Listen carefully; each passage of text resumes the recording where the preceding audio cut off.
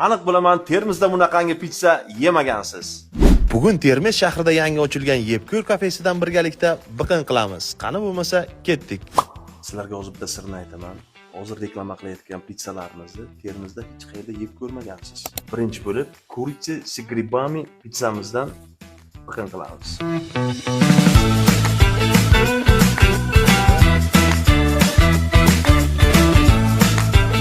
Bu pitsamizning o'zbekcha nomi tovuq va qo'ziqorinli pitsa bo'lar ekan.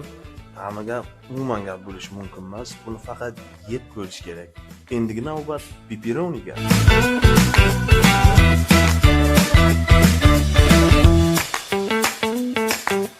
Xamiri bir alohida tema buni.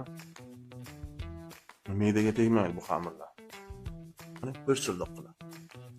Ana endi o'zim maza qilib yeydigan 4 sirm degan pitsani tatib ko'ramiz.